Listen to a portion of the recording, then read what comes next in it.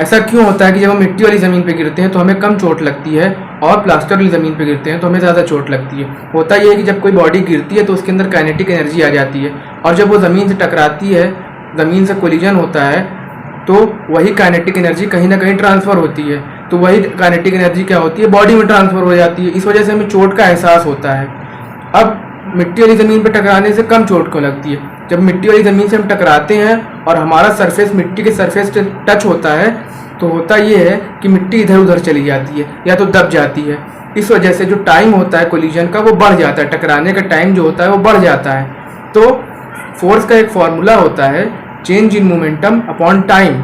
Force is equal to change in momentum upon time. Time यहाँ पे बढ़ गया, इस वजह से फोर्स कम हो गया, और फोर्स के कम होने की वजह से हमें चोट का एहसास भी कम होगा। अब प्लास्टर वाली ज़मीन में क्या होता है, जब कोई बॉडी गिरती है और डायरेक्ट प्लास्टर वाली ज़मीन से टकराती है, तो क्योंकि प्लास्टर और सरफेस हार्ड है तो पार्टिकल इधर उधर नहीं मूव करते, ना ही दबते हैं, वहीं के वहीं रहते हैं। और जो टाइम होता है कोलिजन का वो भी बहुत कम होता है। टाइम के कम होने की वजह से फोर्स जो होती है वो बहुत ज़्यादा हो जाती है, और फोर्स के ज़्यादा होने की वजह से हमें चोट भी ज़्यादा लगती है। इस वजह से जो मिट्टी वाली ज़मीन होती है उस पर टकराने से हमें कम चोट लगती है, और जो प्लास्टर वाली ज़मीन होती है उससे टकराने पे हमें ज़्यादा चोट लगती है।